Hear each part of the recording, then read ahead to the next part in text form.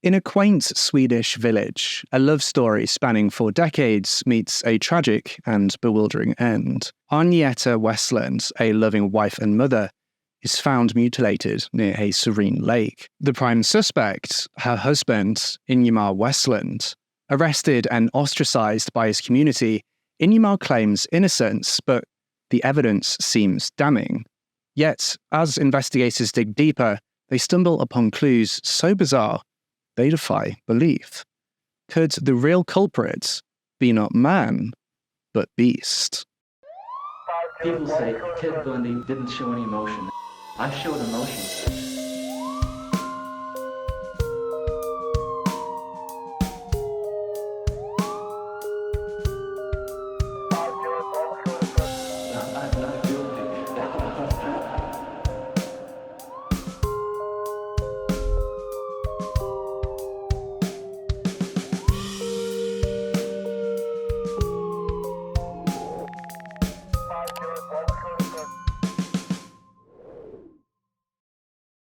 The following episode is not suitable for those under the age of 13. Viewer discretion and parental guidance is advised.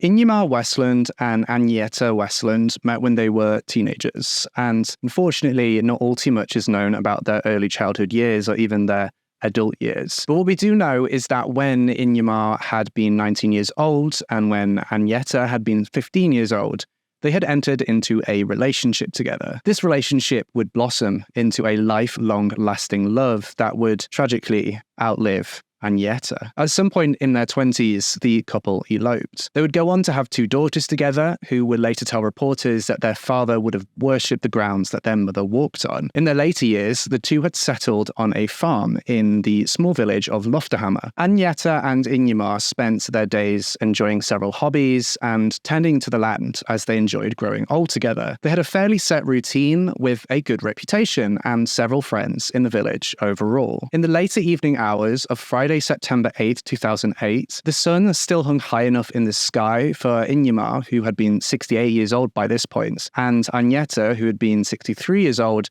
to be outside doing odd jobs. They had both wrapped up their own tasks, with Ingemar riding a large ride-on lawnmower to shape up the lawn, and Agneta preparing to take the family dog on a walk. That evening, Agneta led the dog away from the land of the farm and down towards the shoreline of a nearby lake, a common path for Agneta to take. Ingemar carried on mowing the lawn, not giving it a second thought. It had been a perfectly ordinary evening. He did not know, though, that as he glanced over to see Agneta leaving the farm they shared together, that he would never see his soulmate alive again. As Ingemar finished up mowing the lawn, he went back inside the family home and sat on the couch. He and Agneta had been planning to watch a sports program that night after they'd finished their outdoor activities, but it'd been growing late. This was strange for Agneta, as she usually didn't take so long to walk the dog. However, Ingemar clicked on the television and told himself that she might have just taken a longer walk than normal. Agneta would sometimes pick wild mushrooms to use in her cooking, and always kept a small bag for collecting these mushrooms with her when she went on her walk, so that,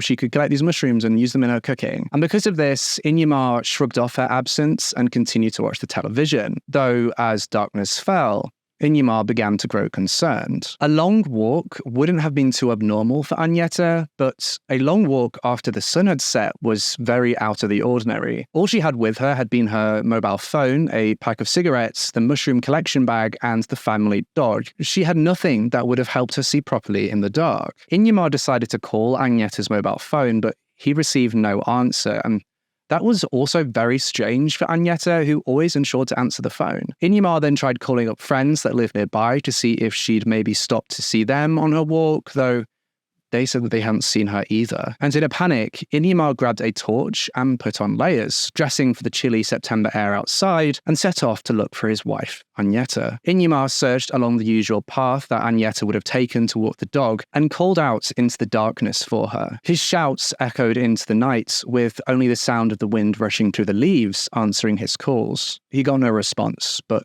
he kept searching. Ingemar listened intently for any possible shouts, or even just barking from the family dog, but he was unable to find any clues as to the whereabouts of his wife. It wasn't until about 10 p.m. that night, when he searched closer to the lake, that he found his wife, Agneta. She had been horrifically mutilated on the beach of the lake about 10 meters from the shoreline. Her remains had severe damage to her legs and torso, with even further damage to her face and head. It appeared that whoever had murdered her had beaten and shredded her as much as possible in an extremely violent and brutal attack. When Inyamar checked for any signs of life, he tragically found none. And upon realizing that there was no way he could bring her back, he immediately called for the police. When the first responders arrived on the scene, they were shocked at how gruesome the crime scene had been. And due to the grisly nature of Agnieszka's death, it was quickly determined to have been a murder. Now, as is stereotypical and arguably morally wrong to do so in the case of spousal death, the investigators immediately suspected Inyamar as being responsible for Agnieszka's death. The initial impressions of the scene told them that this had in no way been an accident. There was no possible way for someone to accidentally die in a way so gruesome without the involvement of machinery or something to that effect. The forensics teams analysed the scene and took several samples from around the scene before Agnieszka's remains were removed and taken to the medical examiner's office to undergo an autopsy. In later interviews, Inyamar stated that mere hours after the death of his lifelong soulmate and wife, Agnieszka, the chief of operations left him a message saying, quote, "As you understand, you are a suspect in the murder of your wife." Inyamar was outraged and terrified by this, saying in an interview with Alice, quote, "How the hell can you believe that I have murdered a woman to whom I've been married for 42 years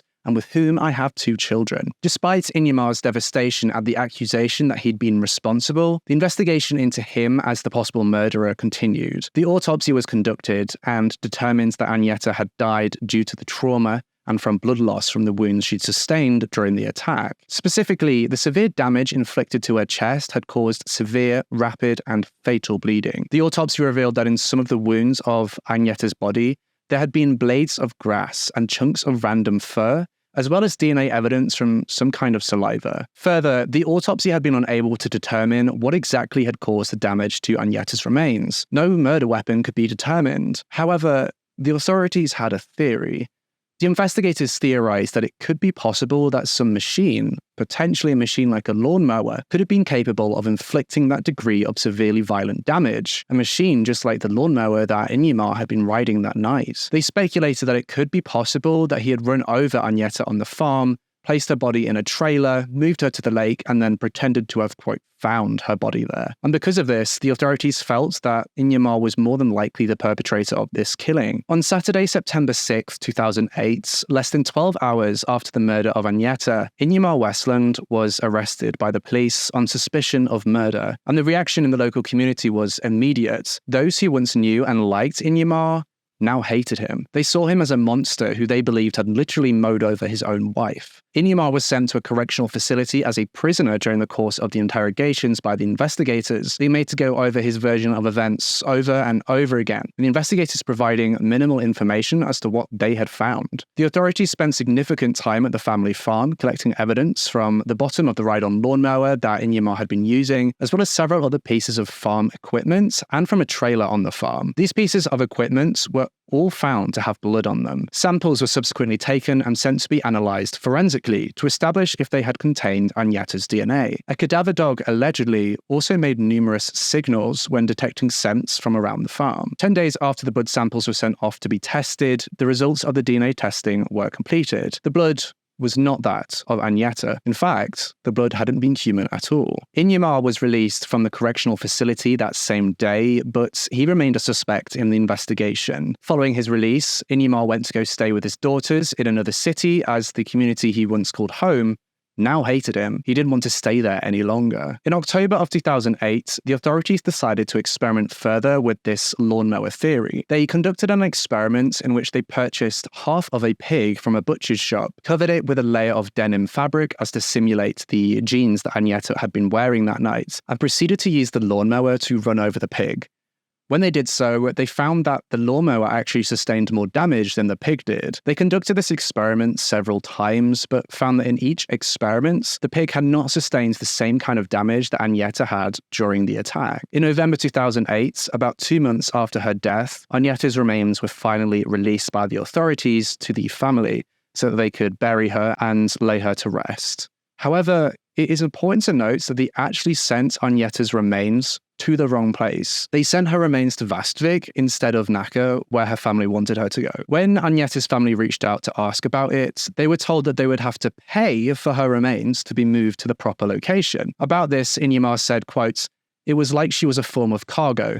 They could have asked me or my daughters where we wanted to bury her. It was such a lack of respect." As the police continued to investigate Inyamar as a suspect, his wife, Agnieszka, was buried at a church in Nacka. On Monday, December 15th, 2008, Inyamar was taken to the family farm one more time to recreate what he had done the night his wife was murdered. He followed back on his own path and explained to the investigators what he did, what he saw, and what he experienced that night. He'd go on to give a detailed description of what happened during that last questioning to the media and gave the investigators one last plea, quote, "It is like this, and it may be difficult for you to understand, but I know that I am innocent, and my greatest fear is that you are now employing 30, 40 men to find evidence against me and concentrating on a completely insane theory that is technically impossible. And so that's the situation you've put me in.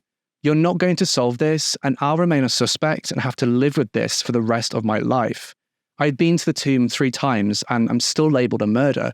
It is completely incomparable." On Wednesday, January 28, 2009, Inyamar Westland was finally cleared of suspicion in the murder of his wife, Agnieszka. He and his family came out and released a statement in which they said that it had been a massive relief that he'd been cleared, but that they hope they'll get the truth soon. The investigators had still been set on the facts that Agnieszka had been murdered, but they just did not know who by. It wouldn't be until later in the year of 2009 that the family and the investigators would finally see a break made in the case. As the detectives continued hunting for answers, one of the detectives stumbled upon a YouTube video from Canada in which a person was kicked to death by a moose. It's unclear whether this video had just been a discussion of the death or if it had actually been a recorded incident. But what we do know is that this video put a major doubt into their minds. What if the person who had murdered Agnieszka hadn't been a person at all? The investigators proceeded to reach out to the Swedish National Forensic Center, or the SKL, to find out whether there had been any animal DNA present on Agnieszka's remains. The SKL were quick to respond, and they told the investigators that there had been animal DNA found on the remains. The saliva had been that of an elk, and the fur found in the wounds had come from an elk, all of which was found on Agnieszka's body. On Monday, September 28, 2009, over a year after her death, it was concluded that Agnieszka had actually been trampled and killed by an elk. Now, elk aren't known for being friendly, but the theory as to how this had happened is genuinely wild. They theorized that the elk had actually been drunk at the time of the incident. There had been numerous instances of elks eating fermented apples that had been discarded in the cider making process that had caused the elks to experience a form of intoxication, and that this intoxication had typically led to heightened aggression within the animal. Now, it is also important to note that there was mixed reporting to determine whether this was truly the case. However, it was still reported on internationally, so just take this with a pinch of salt. Despite having been cleared of any involvement in the death of his wife, many still felt that Inyamar had been the person behind her death. Many people in the village of Loftahammar felt that he'd looked out on the situation and that he shouldn't be walking around a free man. Despite this view in the court of public opinion, the forensic evidence supported the theory that Agnieszka had been killed by a moose that night. Inyamar continued to live close to his daughters after the death of Agnieszka, with him now having 6 grandchildren that have since been brought into the world. He spends his time with his family, who all naturally still mourn the loss of Agnieszka. Eventually, a book titled On Improbable Grounds was released, written by Hans Duckler, and this book was written based on the 10 or so binders of files that eventually piled up about the case. Inyamar was actually interviewed for this book, and in an article after it was published, he said, quote, "I have felt great bitterness towards the police and really wanted to write the book myself.